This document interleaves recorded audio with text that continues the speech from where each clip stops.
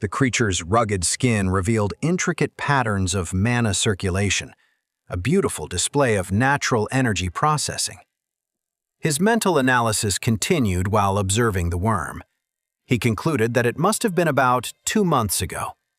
The common worm probably died or returned to the depths, but its last defecation left this zone separated. The knowledge flowing through his mind painted a clear picture of the tunnel's recent history. The lesser worm advanced near the deposit, its movements fluid and purposeful. Its olfactory sensors quivered, drawn by the rich mana concentration in the vein. Ren watched, fascinated, as the blind creature approached the area where he had been working. Each movement revealed more about its nature, its hunting patterns, its sensory capabilities. He thought that mana attracts them, while the worm tentatively tested the earth near the deposit. But the residue. His knowledge showed him exactly what would happen next, like reading a script written in mana patterns. Just as expected, the worm recoiled almost immediately. Its sensors writhed in what appeared to be disgust before the creature rapidly retreated through another tunnel, its body contracting in visible revulsion. Ren's smile widened. He thought that common worm excrement must taste terrible to them. It's like a natural repellent. The mana in the vein attracts them, but one taste of these residues. The elegant simplicity of nature's defense mechanisms never ceased to amaze him. Ren waited several moments more before resuming his work, each second measured carefully against the growing pressure of mana poisoning in his system. His mind connected the pieces while extracting another crystal, realizing that's why this vein had retained so much mana. He understood that lesser worms detect it because of its mana richness, but the common worm's residues keep them away. Each new discovery reinforced his understanding of the mine's ecosystem. His fingers traced the crystallization lines on the wall. The mana had concentrated uniquely here, preserved by the peculiar nature of the deposit.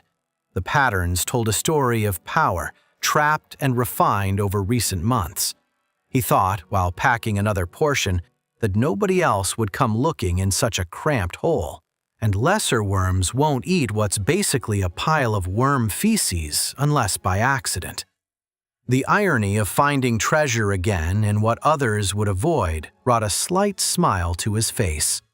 The mushrooms pulsed again, detecting another movement in the distance, but farther away this time. Ren continued his work, each movement precise and silent. He had found a unique treasure here, and he wasn't going to waste it. The density of the mana, the quality of the crystals, the perfect preservation of the deep earth. It was a miraculous combination of circumstances at this low depth. He smiled while sealing his bag, hoping Taro never asks why his special crystal has that particular color. The knowledge had shown him many secrets of the depths, and this was one of the most useful, however unpleasant it might seem. Ren leaned against the tunnel wall, his legs trembling slightly from the effort of the last hours.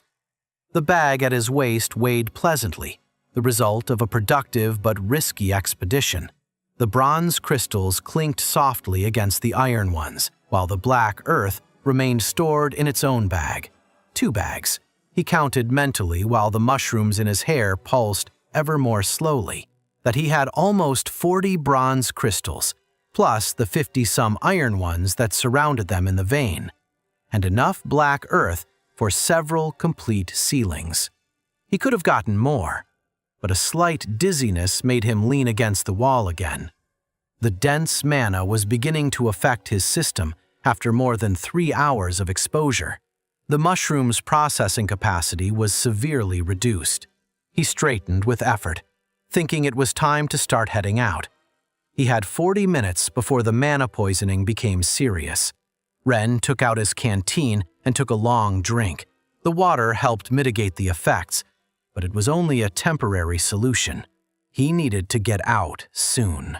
Following the mana residue patterns on the walls, Ren moved methodically toward the upper zone. each scratch, each crystallized mana residue telling a story. His eyes scanned each intersection, looking for something specific. After several minutes of searching, he found what he needed. There, a relatively gentle slope rose in one of the side tunnels. The marks on the walls showed the characteristic traces of a lesser worm that had abandoned the area long ago. The tunnel seemed to end abruptly several meters up. A smile formed on his face while examining the formation. It was perfect. He thought it was time to build his exit. Ren took out some tools and began working in the abandoned tunnel. Each movement was precise, despite the growing dizziness. There was no time for errors, only 30 minutes to execute his exit plan, and his alibi depended on doing this correctly. He thought, while beginning to work in the abandoned tunnel, that the guards are meticulous with exit records. They'll need a convincing explanation for this amount of crystals, something that doesn't raise suspicions about forbidden levels, especially if he wanted to collect his doubled month-end reward. He estimated he had 25 minutes while feeling another wave of dizziness. He needed to finish this and start ascending in the next 10, or he wouldn't reach the surface in presentable condition. Sweat ran down his forehead as he continued his work. Each passing minute made his movements more difficult, more imprecise. First, he used the residual energy in the lens he had bought and overcharged a crystal, then sealed it with deep earth. The crystal began to glow in a brown tone. Ren carefully deposited 5 bronze crystals on the ground, forming a specific pattern. His fingers trembled slightly while placing each one, not just from mana poisoning, but from the pain of wasting valuable resources. He thought, while taking out 3 more from his bag, that it hurts to use bronze crystals like this, but he needed the worm to detect them from afar. Iron ones wouldn't be enough attraction at this 115 meters low depth. The fresh marks on the walls confirmed what was necessary to execute his plan. A lesser worm had passed through here recently, its sensors probably still alert to any signal in its territory. The mushrooms in Ren's hair, though weak, could still detect the fresh mana trail. He analyzed while studying the residue patterns that this one must be near leveling up. The marks are deep, regular. It's been accumulating mana consistently. With methodical precision, Ren began to strike the tunnel wall.